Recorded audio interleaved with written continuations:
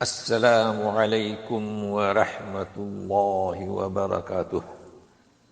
Daily one page کے شعبے سے آج کے پیج کا نمبر ہے 575۔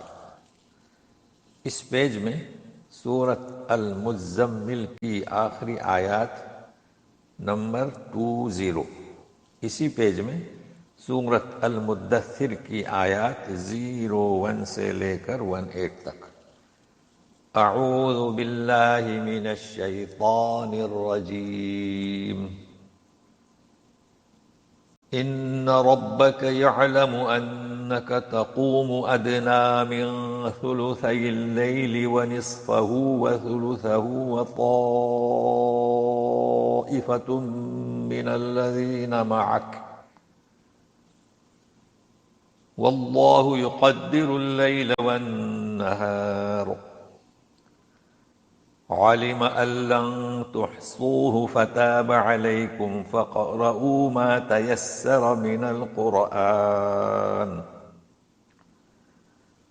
علم أن سيكون منكم مرضى وآخرون يضربون في الأرض يبتغون من فضل الله وآخرون يقاتلون في سبيل الله فاقرؤوا ما تيسر منه وأقيموا الصلاة وآتوا الزكاة وأقرضوا الله قرضا حسنا وما تقدموا لأنفسكم من خير تجدوه عند الله وخيرا وأعظم أجرا واستغفروا اللہ ان اللہ غفور رحیم۔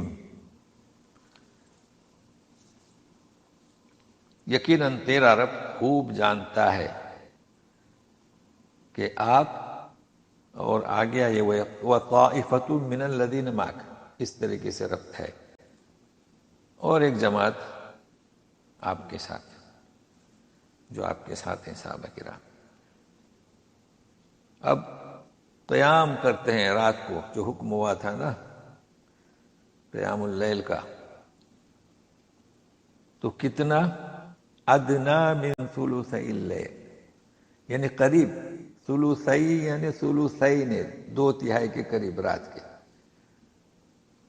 اور آدھی رات، اور ثلث، تو 1/3 یعنی اردو میں کہتے ہیں 1/3، آدھا، 2/3 کے قریب، اس طریقے سے لوگ اٹھتے تھے۔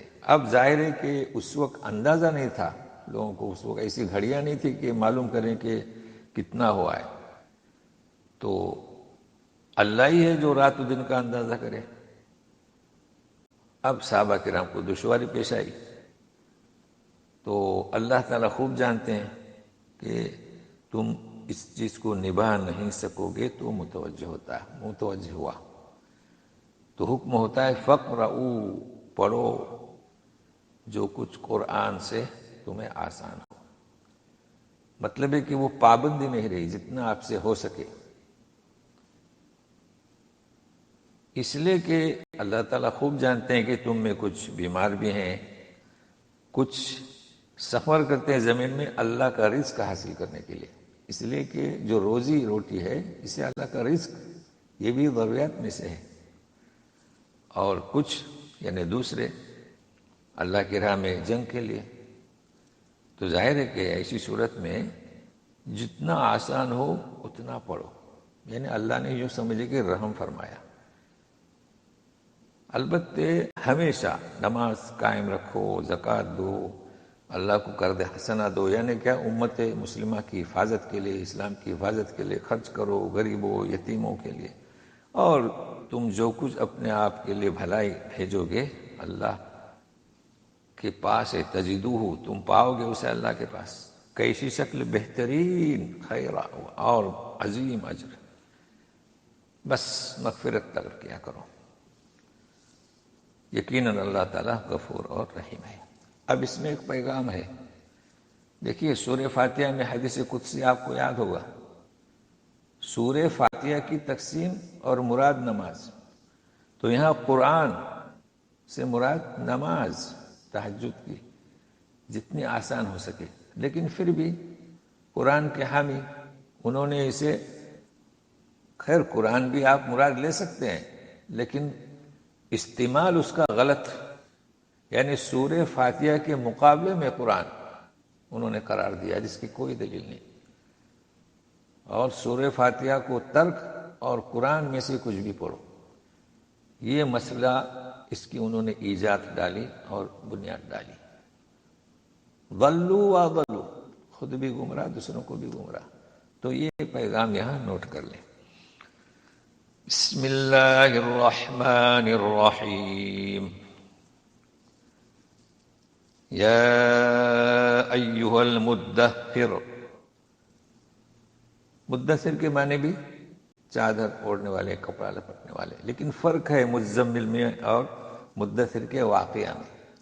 مزمل پہلی وحی نازل ہوئی تو جو گھبراہٹ ہوئی تھی اس وقت آپ نے چادر اوڑھی تھی۔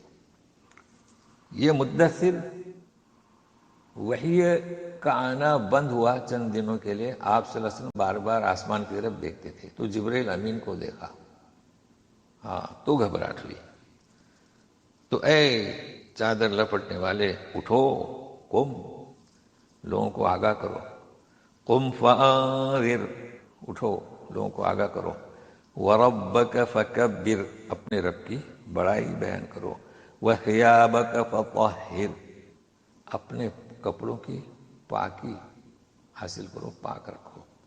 اس کا مطلب یہ نہیں کہ کپڑے ناپاک تھے، نہیں، جس طریقے سے شرک کی آلودگی سے قلب پاک، ریا کی وجہ سے نیت صاف، اسی طریقے سے کپڑوں کو بھی صاف رکھا کیجیے۔ تو یہ نبی کے ذریعے ہمیں پیغام دیا جا رہا ہے۔ والرجز فہجر، رجز کہتے ہیں بتوں کی ناپاکی، اسے ترک کر دیجیے۔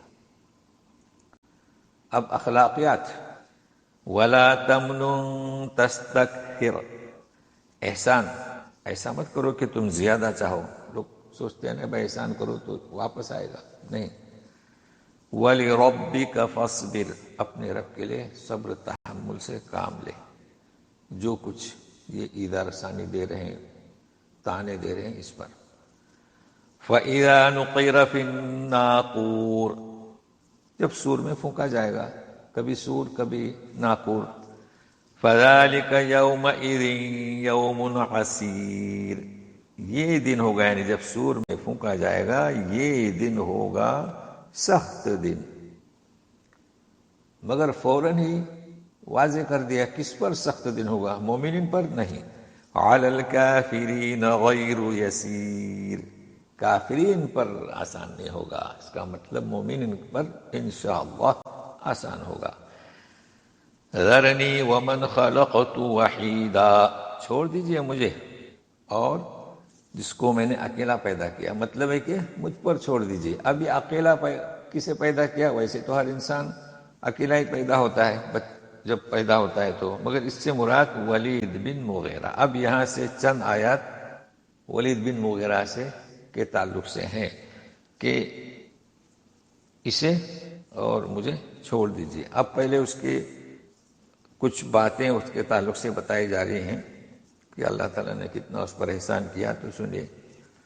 وَجَعَلْتُ لَهُ مَالًا مَمْدُودًا، میں نے تو اسے بہت سارا مال دیا، ممدودا، بہت سارا مال۔ وَبَنِينَ شُهُودًا، اور حاضر باش لڑکے بھی بہت تھے۔ حاضر باش مطلب اتنا مال دیا کہ وہیں اب اسی جگہ جہاں، یعنی باہر تجارت کے لیے جانے کی ضرورت نہیں پڑتی تھی، ساتھ میں ہی رہتے تھے ولید بن مغیرہ کے، اور مشغول مصروف کاموں میں۔ باقی لوگ تجارت کے لیے جاتے تھے، تجارت کے لیے گئے تو مہینہ 2 مہینہ دور رہے، تو یہ باتیں شہود آئے نے حاضر باش۔ وَمَهَّدتُّ لَهُ تَمْهِيدًا، کشادگی عطا کر رکھی تھی میں نے۔ پھر اس کو کیا کر رہا ہے اتنا ملنے کے بعد بھی؟ ثم يطمع ان ازید، پھر طمع کرتا ہے کہ میں اور بڑا کر دوں۔ دیکھیے مال کی جو ہے یعنی کہ انسان جد و جہد کرتا ہے کہ اور بڑھے تاکہ زکوٰۃ دے، خیرات کرے، یہ تو اچھی چیز ہے، کمانا یہ کوئی منع نہیں ہے، مگر یہ تو شر پسند تھا، اس لیے اس کا جو طمع تھی، اللہ تعالیٰ فرماتے ہیں کلا، ہرگز نہیں دوں گا اسے۔ تو سنیے، کلا انہ کان لآیاتنا عنیدا، ہرگز نہیں مطلب اسے میں زیادہ نہیں دوں گا، اس لیے کہ وہ ہماری آیتوں کا عنیدہ مخالف، ضدی۔ سأرہقہ صعودا، سخت چڑھائی پر چڑھاؤں گا، یعنی مشکلات، مسائل۔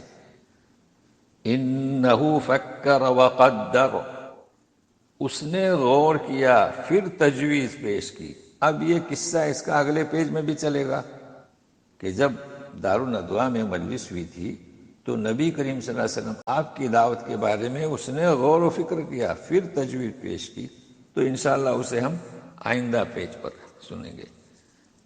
تو ملحوظ رکھے گا کہ مزمل کے معنی چادر اوڑھنے والے، کپڑے میں لپٹے ہوئے، مدثر کے بھی معنی وہی، لیکن یہ دو الگ الگ واقعات ہیں بس۔ پہلا جو بالکل ابتدا میں وہی نازل ہوئی، اقرا بسم والی، تو آپ میں گھبراہٹ ہوئی، اور یہ دوسرا مدثر یعنی انتظار میں وہ لائے تھے، تو جبرائیل امین کو اصلی صورت میں دیکھا۔ تو پھر ملتے ہیں، السلام علیکم ورحمۃ اللہ وبرکاتہ۔